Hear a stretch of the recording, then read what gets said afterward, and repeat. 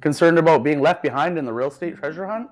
Here are 5 crucial tactics to unlock your wealth potential through astute property investment. Don't let the fear of competition hold you back. Seize the chance to acquire top-tier properties at prices below market rate. Real estate isn't just about purchasing, it's about investing wisely and gaining a competitive advantage. Dive in as we showcase 5 proven strategies that have paved the path to riches for numerous investors. Grab this opportunity before it's too late. I'm Robert Nixon, your Campbell River real estate specialist. Contact me for all your real estate needs and for up-to-date market information about Campbell River. You can reach me by subscribing to my channel, giving me a call, booking an appointment below, or shooting me an email. I'm here to assist you with any questions or guidance you may require regarding the Campbell River real estate market. Are you ready to unlock the secrets of the property market? Today we're diving into the world of property investing to show you proven tips that can set you on the path to building your wealth. Number 1, researching emerging neighborhoods to find rental properties that are likely to appreciate in value. I find this an interesting one. You always hear the stories about places such as Gastown in Vancouver, where it's been a neighborhood that's totally transitioned from, like, I don't know the full story, but I always hear about like ghetto type neighborhood, and now it's sort of the place to be, right? Everyone wants to be there, and it's transitioned for sure. I feel like this could be a little more prominent in larger cities where there's a more massive change or easier to see. But in a town like Campbell River, we definitely have places like that. And the place that people always talk to me about it, and even I bought my first house in Campbell River in Campbellton, actually, and I was always told, it's going to all go industrial eventually. And I think that could be true to some degree, but I also see that taking a long time to benefit. So it's hard to really time that and know exactly what's going to happen. With that said, I think there is more families moving into that neighborhood, and it could be improving as people buy homes there and clean them up and fix them up, which you're definitely seeing. I have a rental house there that I've fixed up, and it still gets good quality tenants and stuff. So it just depends. There's definitely little pockets, I think, of Campbell River that have places like that are transitioning, or even finding like a house that needs a lot of work that's been run down and transitioning that house within that neighborhood to bring it up to more par with the neighborhood and substantially increasing the value. But yeah, in a smaller town, I feel like you really got to niche into like deep into the little neighborhoods to figure out what one's transitioning. It might not be as massive or as fast, but even in the big cities, it takes a long time for places to gentrify as well. So interesting. Point 1. Secret number 2, diversifying your investment portfolio to spread risk across different property types and markets. This is an interesting one. I remember when I first got into real estate, and this is sort of about diversity, but my coach always told me that Vancouver Island, and this area, you'll see more equity appreciation, whereas if you go to somewhere like Alberta, Alberta's the example I'll use, but you can get lower valued or lower priced properties that will maybe have more cash flow, but be lower barrier to entry. Whereas in Vancouver Island, you maybe need a larger down payment for that property to break even or cash flow. So maybe you can't make it cash flow with the normal 20% down, which is definitely more common in today's world with interest rates and the prices of homes. You need a bigger down payment, so maybe 25, maybe even 30, 40% down. But the difference on a place like Campbell River or Vancouver Island, Lower Mainland, as opposed to a northern town that maybe is a less desirable place with less in-migration, you're going to get more equity. So, and I've seen that with the houses I've owned in Campbell River, as opposed to the first house I ever bought was in Fort St. John, BC. I paid $259,000 for it. I had an appraised at $400,000 4 or 5 years ago, and now it's probably worth about $360,000 as the market sort of tanked there, sort of recovering. But that house is probably worth $100,000 more than I paid for it back in 2008. So that's 15 years ago. Whereas houses on the island or Campbell River, for example, since I've been in real estate, have went from, I believe, an average price of in the $300,000 range, and now it's probably double, closer to $7,000. I think average price last month was $660,000. So yeah, and you see properties, go from $700,000 up to over $1 million in the last 4 or 5 years. So we definitely do see more appreciation here. And I think that is becoming even more substantial as you see a lot of baby boomers and retirees moving this way.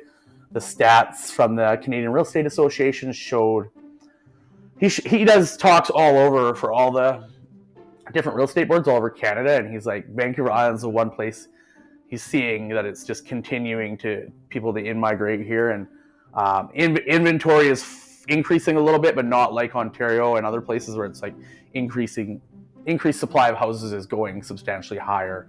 We're not seeing that as much here. There's still a shortage of housing, and there's still people migrating here, so that's kind of interesting, and that shows that obviously all those sort of things prove that my coach was right in the beginning. And that's what I tell people is when you're investing in this area, you know, you don't want to take a loss in your investment. You want to make money, because if you want to go buy your next property, the bank's not going to give you money if your other business basically is losing money, right? So you want to be cash flowing. So if you have to put more money down to make it cash flow, however that looks, or get a partner, I think that's the best way to do it. And then definitely diversifying in different markets, but you want to know your market too. So you'd want to, you know, dig deep into this market, what the tenant profile is, and how much in-migration and what the industry and economy is doing and stuff, as well as potentially maybe purchasing in a different market or a different aspect of real estate, such as multifamily, or a different style of rental, whether it be mid-term furnished. You can't do the short-term anymore, unless it's your primary residence, but the mid-term, so over 90 days, is a whole other market, which I think there's demand in that market as well for nurses and government employees and stuff.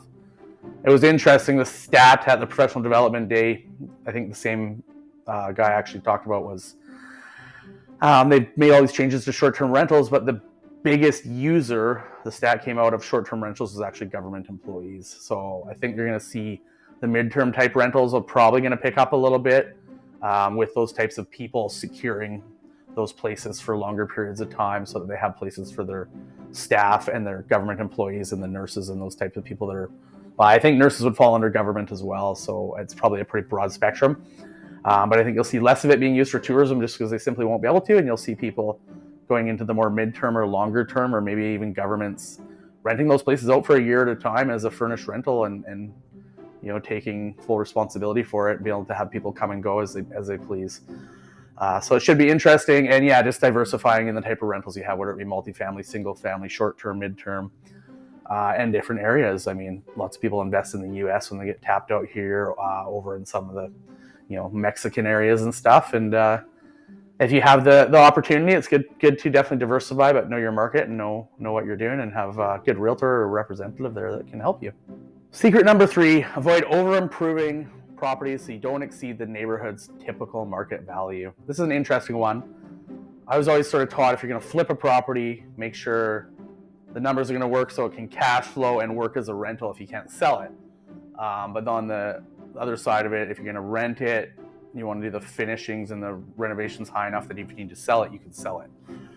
So you don't want to go like super low end. You also don't want to go super high end where you put too much money into it and you either can't sell it, or it's maybe too high end for a tenant and maybe not get cared for the way it should with the super high end finishings. And same with neighborhood, like in the headline there, the secret tip. If you're in a not so great neighborhood, you probably don't want to totally deck out your house with really high end finishings. I feel like in today's world, you can make houses pretty nice without making the finishing super expensive. You know, you can add a little bit of features like granite or quartz fairly affordable, and then all the trims and the, you know, just depends how you trim it and how you paint it, and lighting fixtures, but all that stuff I feel fairly affordable. The trim work, you know, you can make the house look a little bit nicer with just a little bit of fancy trim work, like nice headers over the door, colonial headers, and nice wide baseboard trim, and depending what your style is, but something a little nicer than just a simple square around the door and windows. I think that makes a huge difference. Any of my rentals I've ever done, I've always done that. And maybe I do a little too much. I know some investors that even for their rentals, they keep it a little more simple, and it's still quite nice and shows quite well, and maybe a little bit less work depending if you can get contractors and stuff. But yeah, if you're in a little starter home in a not so great neighborhood, you probably don't want to do some crazy renovations. If you're on an oceanfront property, you know, when you buy an older house that's dated, it probably will pay for itself tenfold if you bring it up to a modern standard and do some high-end finishings and maybe some really nice outdoor features to complement the fact that it's on the water and stuff. But the sky's the limit. I mean, you can renovate forever. You definitely have to do things that add value and will add sale value down the road. You've got to be careful that you're not just customizing it to stuff that you like. which is fine if you don't mind spending the money, but you have to realize if you have to sell sooner than you expected or want to sell or think you're going to flip it, then you might not get your money back out of those, right? But things like kitchens and bathrooms, I always say, are the sort of high dollar value, return dollar value, or if you go put like some sort of crazy custom deck feature that costs a whole bunch of money, but maybe the people don't really like spending time on their deck, or steam showers or something like that someone else may not use. It's specific to your needs, that may not get a return. And then obviously things like that the house needs, like roof and windows and stuff like that. Sometimes maybe it doesn't really get you a huge return on a sale, but it makes it so they're not going to negotiate when the issue comes up on inspection day if you're selling it. But yeah, so lots to consider there. You don't want to over renovate, but I think you don't want to under renovate. You want to make sure you get high quality tradespeople that are going to do a good job, because that's, I think, the biggest part of it is the quality of work. You can really tell when you go into a house and it's sort of been renovated but hacked a little bit and maybe not fully finished. Like, I think you're better off maybe saving a bit of money somewhere, but making sure the whole house becomes one finished when you're done, not having leftover pieces or parts or floors of the house that are still sort of dated and don't really tie into the update, especially if you're gonna flip it or something. If it's like an unfinished basement and you don't do it, maybe that's a totally separate area. You leave that for someone else. But if it's sort of a main living space or tied into the main living space, or a bedroom or a floor upstairs, I think you want to make it all consistent in the finishings and how updated it looks. Secret number 4, conduct thorough financial analysis beyond yield and cap rates to ensure the investment makes economic sense. So this is a big one. I mean, with a single family type home, you're going to have to run the numbers. Well, there is some simple calculations. So one that I've been taught in the past is you take the potential rental amount, which you want to make sure is accurate, do your own research, maybe run some ghost ads, excuse me, and you times it by, oh my God, what is it? Times it by 12, so the months in the year, and then you divide it by the purchase price. And I believe the one I used to use was if it's over 8% or 0.8, it comes up as 8% if you times it by 100. Over 8 to 10%, then basically you dig deeper. If it's under that, you don't. But you always want to dig deeper and find out heating cost. Depends what kind of rental it is, but if you're going to be paying the costs, heating costs, electricity costs, of course insurance costs, maybe renovation costs or sweat equity, or if you're going to put into it, taxes, all that stuff, mortgage payments, and run all the numbers and make sure it's going to cash flow enough to make sense for your investment strategy. So yeah, I mean, that stuff is fairly simple, but maybe not super easy to make the numbers work. So like I said before, maybe you need to, oh no, this is pretty tight, but it has excellent rental potential for what's available in the rental market and what I can do with the property and ability to rent and all that stuff. But you just go, these numbers just don't work. Okay, maybe I got to put an extra $20,000 in, and then it works, and you get that increased equity over time and make the numbers work. If you have that money, if not, maybe it makes sense to invest somewhere else where you can do that more easily and get more cash flow to the property if you need cash flow over the long-term equity appreciation and mortgage pay down. With multifamily or commercial type stuff, I find it kind of frustrating when I see these type of ads and they don't have cap rates, because it's nice to know, like, instead of having to sign a non-disclosure or have your client sign a non-disclosure just to know potentially where the property sits, a cap rate can at least give you insight into the potential of the property before you even start to run your numbers or have to sign and put a whole bunch of time and effort into it. But basically, you have to be careful because those numbers may not be accurate, or they may be fudged a little sometimes, which hopefully not. But there may be things that someone considers a write-off or not accountable for an expense or something that they forgot something. So you want to make sure you get those numbers and you put them all into your analysis and you really dive in deeper and make sure you're not missing anything. So think about all the extra things you might need or might be missed, or upgrades that might need to be done. I think a big one with like older buildings is heating costs, when they're like old oil furnaces or boilers that are really inefficient, right? So sometimes people can replace those with heat pumps and get their electricity or their oil costs down a bunch. Electricity would go up, I guess. Oil costs would go away. But yeah, so cap rates and stuff like that are a tough one. But again, markets that are more in demand as you get into the bigger cities like Vancouver, Calgary, as opposed to like smaller suburban areas further out, like smaller towns and stuff. You'll see lower cap rates, so it's harder to make them cash flow with less money down. You'll need more money down, but that's because they're in a more secure, like they're less risk, I guess. Being in a bigger city that's sort of self-sufficient, and you're going to be able to keep tenants in and keep the property moving. I think there was a huge change in the commercial side of buildings and stuff there over COVID and stuff, where lots were selling, but I don't see that as much anymore. There was lots for sale, I think, for a while there. I think they might be starting to go the other direction again, where they're starting to become in demand again. But yeah, you want to make sure your numbers work. Make sure you know how to run your numbers. If you have a realtor that can help you, great, but you also need to know what you're doing yourself. If you're working with me, I do have some calculators and analysis worksheets that are pretty simple to use, but you always want to form your own opinion, get your realtor to help you figure out numbers, but you can't rely on them because sometimes it's a matter of opinion with rent amounts and stuff. You want to do your own research online. You want to maybe run a ghost ad for that property or a similar property. If you haven't bought it yet, you probably shouldn't use that one, but you can use something similar and just see how many inquiries you get at that rent. If you're at $2,500 rent and you get 0 inquiries and you drop it to $2,200 and you get 10, then you probably know it needs to be priced a little lower than the $2,500. And then maybe legal advice or help with your lawyer and accountant to make a decision on whether that property makes sense to purchase. But yeah, always run your numbers, always make sure everything's clear and that it's going to work. And it's definitely not easy. I mean, I think it's easy to run numbers, but then you never know. There's always things that come up or don't come up. It's hard to be super accurate on knowing exactly what's going to happen, especially if you're buying a place that you're going to renovate and maybe add a basement suite or do something that's going to increase the value, and you're trying to pull the equity back out, doing like a buy, renovate, rent and remortgage type thing. How much are the renovations going to cost? So you need to be experienced or have a good experienced contractor that can help you with that stuff and know how to run your numbers. Know your numbers for sure. Just like any business, you don't want it to take a loss.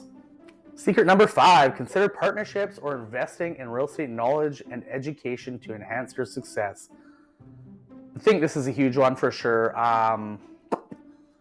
So I bought my first house and I got laid off 6 months later. But when I bought it, I was like, oh, real estate, cool. I'm going to go show some houses. And I thought it was just going to be this gravy train of just showing houses and selling them. But it definitely wasn't the same as I expected. There's a lot more to the business than that. So with that said, I was laid off and I ended up in Fort McMurray working. And a fellow actually from Campbell River that I worked with brought up this book. He was actually mentioned to someone else and I overheard. And I just went on Amazon and ordered it. I was like, oh, great idea. And I actually read that book. It must have been the next shift, or maybe it came to Fort McMurray. But I read that book like when we weren't working. We had 12-hour days, 12 or 14 days straight with no work, nothing to do. Stuck in like a lunch trailer, basically. Maybe went and worked in the tent, cleaned up the shop a bit. But I read the whole book, highlighted stuff, and then read it all again and like read over the highlight stuff. Basically read the book twice. Learning about real estate investment, and that's sort of was my introduction to real estate investment, was that book. And I think it was called 97 Tips for Canadian Real Estate. I read several of Don Campbell's books after that, as well as other real estate investing books, and I got into real estate investment. And that's what sort of drove my interest in real estate further. Was I started doing joint venture presentations and stuff, and trying to potentially get partners and learning and doing stuff while I was in camp, and basically learning and growing and going to investment meetings and joining groups and doing training. And I did have my house. I was now living, by that time, I don't even know where I was living, probably in Campbell River. But I had my house that I bought after I got laid off in Fort St. John that I rented out. So that sort of was what got me into real estate investing and renting. Was buying my first house, being laid off, having to leave that town for work, and having to rent it out and have it become an investment. And I talked about it earlier and how the value hasn't went up that much. But with that said, that is the property right now that maybe the mortgage payment's a little lower. It's locked in a lower rate. Does need a little bit of work. I put new windows in it. I painted the whole inside, did a bunch of work, but it needs some siding, maybe some replacement and maybe some paint or all new siding. So it needs some money, but it's also the one that's making money right now because I have a good long-term tenant in there, and he's pretty good and doesn't require a lot of maintenance. And like I said, the mortgage payments and stuff are lower. Taxes aren't super high up there. So right now it's the property of mine that's actually making the most money, but it's definitely not worth the most, but the cash flow is good. So that helps with other aspects of life when you have that money coming in. Not a ton, but about $600 a month I think it's making right now, but that also doesn't include any substantial repairs or going to paint the whole thing. that money should probably be getting spent on. And I digress. So basically the point there is you should be learning and researching and knowing what you're doing, or having a coach or a mentor that can help you. It's always nice to have someone to review all your numbers and stuff and check stuff and give you a second opinion. Like I said, your accountant or lawyer, maybe. Lawyer, they can look at the contract, but probably the numbers would be the accountant or your coach if you have a real estate investment coach. And joining networking groups and people that are doing the same thing, surrounding yourself with like-minded people and doing training, and then as well as potentially finding joint venture partners and other people to help you fund deals if maybe you don't have enough money down. That was always a hard one for me. I have some friends that have done some crazy things. My first ever sale on real estate was to a friend of mine that sort of was moving back to the island to, like, not retire, but step away from his business that he was still running in Grand Prairie as furnished rentals, and he does lots of joint ventures, and just that's his business model. He does quite well with it. So for me, it's something I never really got heavily into. I always just did stuff myself when I did it, but I think maybe breaking through that mindset and partnering with people or having partners, you can go a lot further, a lot faster, and you can learn from each other and get the help you need. So lots of things to think about there, and lots of learning to do, and just have to make sure you know everything and have the right mindset, the right people to help you, and do the right training and learning for what your end goal is. Thanks for watching. Don't forget to like, comment, and subscribe. If you like this video, keep an eye out as I have multiple playlists that we'll be adding content to regularly. Check them out and see you next time.